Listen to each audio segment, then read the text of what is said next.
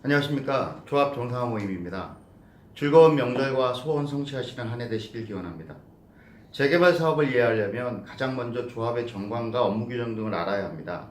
그래야만 조합으로서 찾을 수 있는 권리가 어떤 것이 있는지, 또 조합 측에서 어떠한 절차를 밟을 때 그 원인이 무엇인지 이해할 수 있습니다.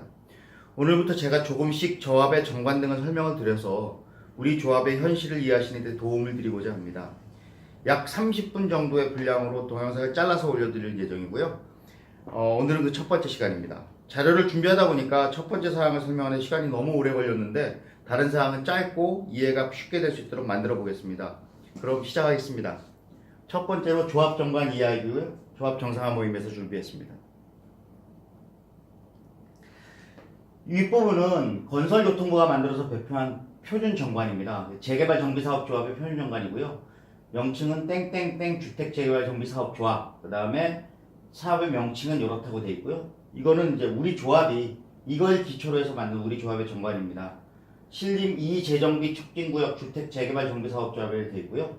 밑에는 신림 2재정비 촉진구역 주택재개발사업이라고 되어 있죠. 근데 이번에 정관이 바뀌면서 이 주택자는 사라지게 됩니다. 그리고 이 각 조별로 이제 중요한 이해가 필요한 부분만 제가 말씀을 드릴 건데요. 일단 이게 제 첫 번째 건인데 4조입니다. 정관의 4조. 읽어드리면 조합의 주된 사무소는 서울특별시 관악구 호암로 529 3층에 둔다. 지금 현재 우영사우나 있는 건물 그 3층입니다. 그리고 두 번째, 조합 사무소를 이전하는 경우 이사의 의결을 꼭 거쳐야 된다는 거죠. 이전할 수 있으며 조합원에게 통지한다. 물론 이거를 관할구청에도 통지를 해서 허가를 받습니다.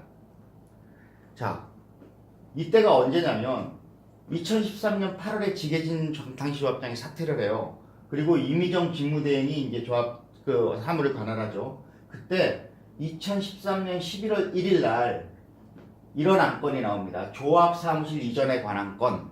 이게 잘 안 보이실 것 같아서 제가 좀 크게 했어요. 조합 사무실 이전에 관한 건. 지계진 씨가 나가자마자 이미정 씨는 조합 사무실 이전하겠다고 얘기를 합니다.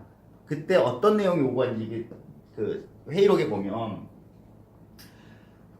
현재 재개발 사업이 원활히 추진되지 아니한 상태에서 대우에서 돈을 안 줬어요. 그때 현재 사용 중인 조합 사무실 임대 면적이 과다하다는 의견이 왜? 임대 면적이 총 55평입니다. 실평수로.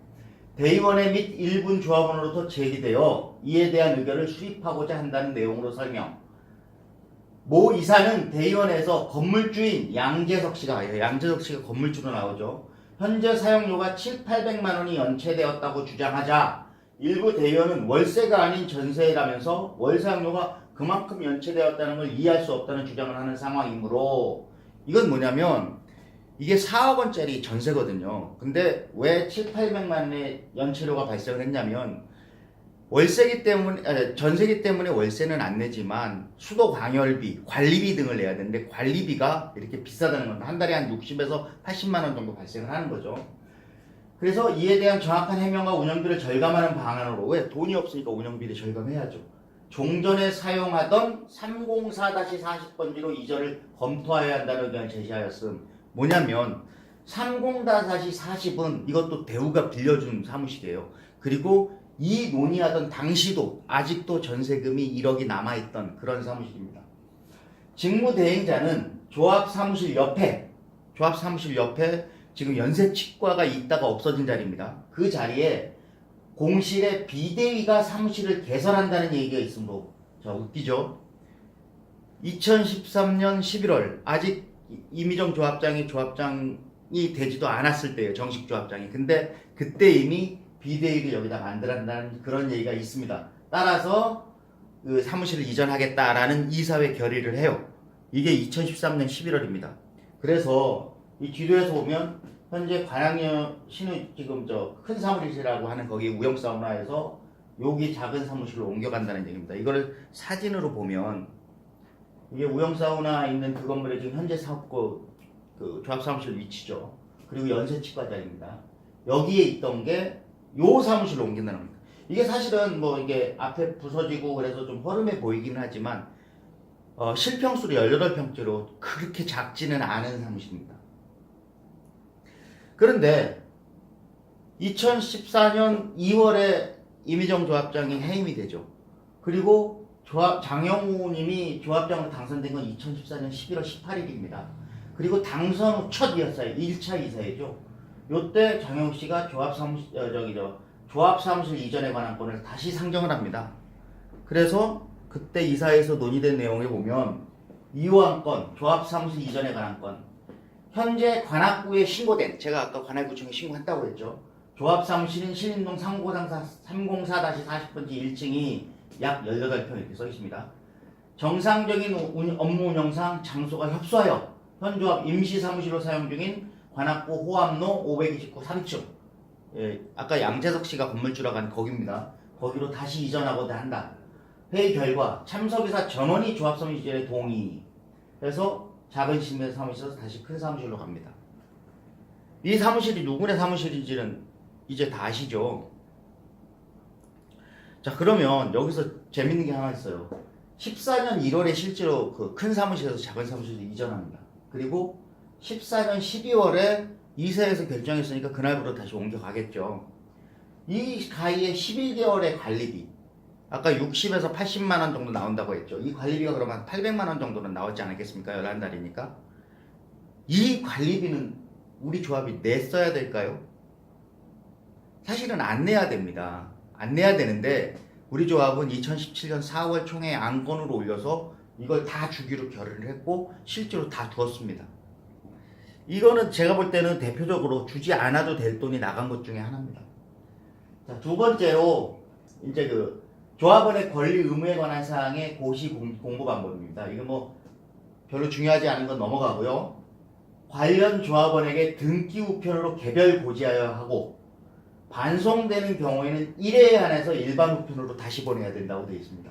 그리고 조합원이 쉽게 접할 수 있는 조합사무소의 게시판. 지금 현재 우리 조합은 그 우영사우나 들어가기 전 오른쪽에 게시판이 있습니다.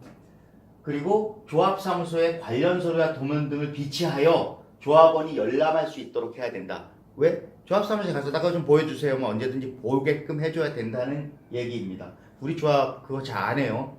사실은 신청하면 며칠 있다 와라 그렇게 얘기하죠.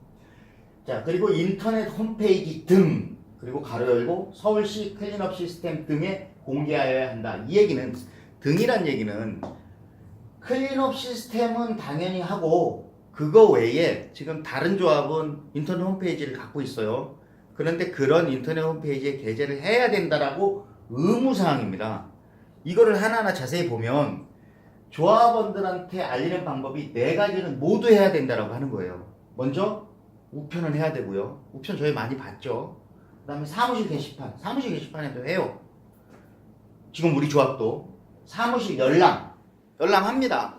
뭐 제가 가서 보여달라고 해도 보기도 하지만 다른 분들이 가서 보시자고 하면 저보다는 훨씬 잘 보여주실 거예요. 저는 이미 미운털이 바뀌었으니까. 그런데 사실은 이게 수시로 열람이 가능한 그런 자료들이 많은데 지금 우리 조합에서는 그렇진 않아요. 제가 가서 보여달라고 그러면 왜 약속도 안 하고 왔느냐라고. 물론 그거는 이해는 됩니다. 약속을 하고 가는 게 좋겠죠. 하지만 그게 열람 신청을 하고 그 다음에 날짜를 잡아서 오라고 하는 게 그게 과연 적당한지는 제가 볼 때는 아닌 것 같아요. 왜? 정관에 열람하게끔 해야 된다고 돼 있으니까. 그리고 마지막, 인터넷에 클린업 등에 게시해야 한다는데 저희 조합은 많은 것이 인터넷 클린업에 게시가 안 돼 있어요. 이 게시 안 된 거를 제가 정보공개 그 의무 위반으로 고소를 했죠. 고소하고 사실은 지금까지도 게시가 안 된 게 많고요. 가장 악질적인 거는 그 사업 시행자, 그러니까 미래CM이랑 저희 조합이랑 계약을 한 게 정비사업자 계약인데 그게 굉장히 큰 계약입니다. 그게 2005년에 계약을 했는데 우리 클린업 시스템에는 2017년에 올라왔습니다. 무려 12년 만이죠. 자, 그 다음에 정관의 변경. 정관도 변경할 수 있습니다. 정관이 아까 제가 말씀드렸듯이 그 국토교통부에서 이렇게 표준정관을 만들어주면 거기에서 적법한 한도 내에서 조합원들이 그거를 변경하자고 할 수 있어요. 그 내용이 정관을 변경하자고 할 때는 조합원의 5분의 1 이상 20%죠. 혹은 대의원의 3분의 2 이상이 대의원은 우리가 85명 정도 되니까 그 중에 한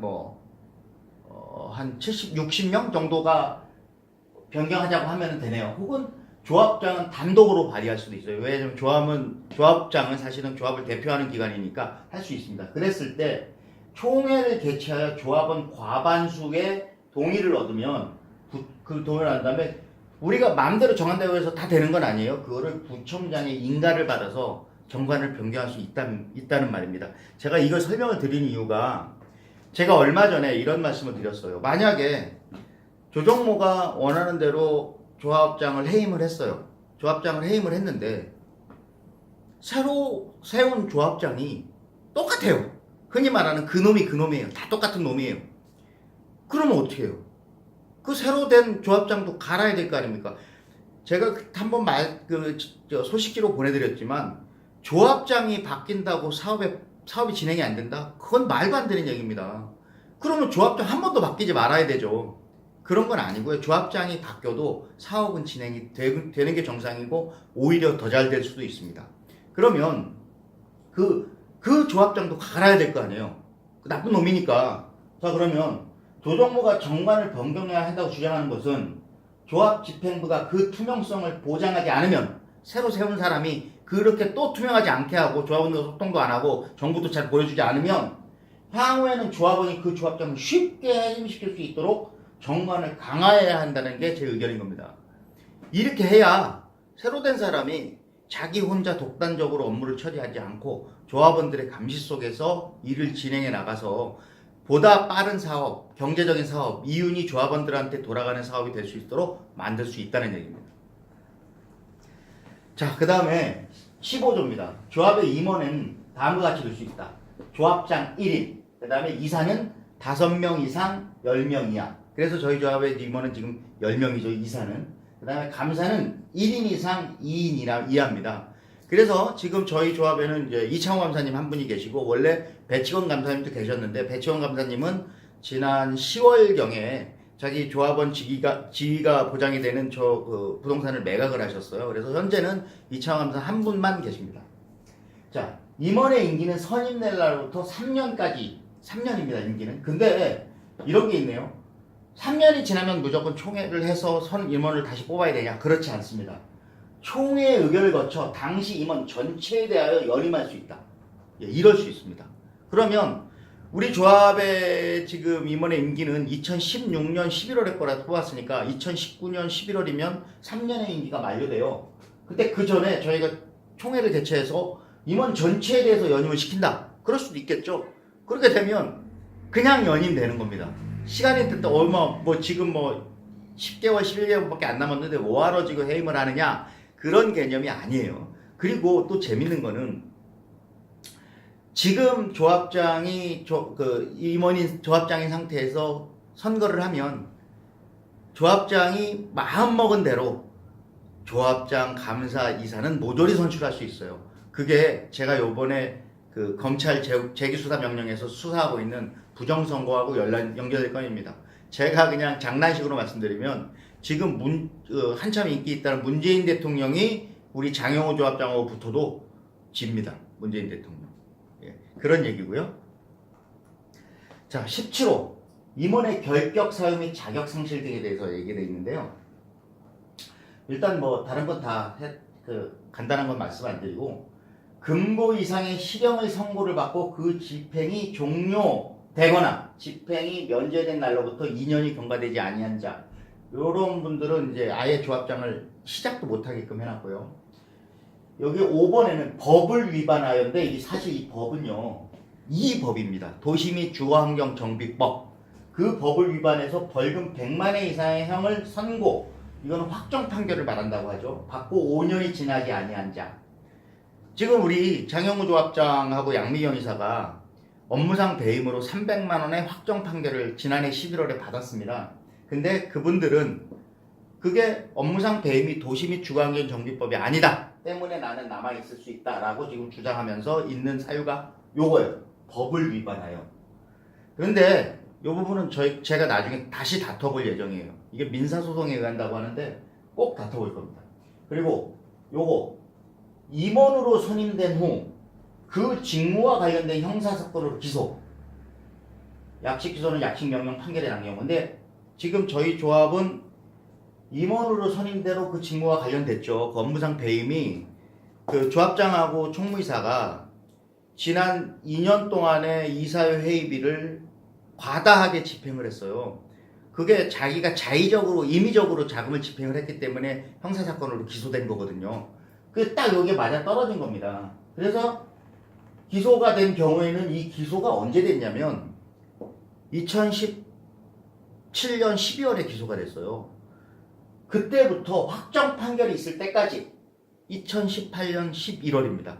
그러면 그 약 한 11개월 동안이죠. 그 기간 동안에 18조 사항의 절차에 따라 그 자격을 정지할 수 있다. 이거는 18조 사항은 다음에 나오는데 해임 절차입니다. 또한 임원이 그 사건을 받은 확정 판결이 법 85, 86개 벌칙 규정에 의한 벌금형에 해당되는 경우 해당됐어요. 이번에. 근데 대의원에서 신임 여부를 의결할 자격 상실 여부를 결정한다. 자, 대의원에서 신임 여부를 의결한답니다. 그래서 지난 11월에 우리 조합장이 그거를 상정했죠. 조합 집행부 재신임의 건. 이것도 웃겨요. 조합 집행부라 하면 뭐 여러 가지 규모로 볼 수 있겠는데 만약에 우리가 상근 임원만을 본다면 서석원 이사도 있거든요. 그런데 거기에 제목이 조합 집행부입니다. 그러면은 자세히 모르는 사람들은 어이구 이거 뭐야? 조합 집행부를 전체를 해임해버리면은 우리 조합이 어떻게 굴러가? 하고 걱정을 하는 거죠. 그래서 제목을 조합 집행부라고 넣었을 거라고 저는 생각합니다. 아무튼 그렇게 넣어서 상정을 하는데 이 신임 여부를 묻기 위한 대의원에는 대의원 중 최연장자가 직권으로 소집할 수 있다. 그런데 저희 조합은 해임 대상자가 아니고 재신임 대상자인 본인이 대의원회를 소집합니다. 예. 그런데 여기선 잠깐 멈추겠습니다.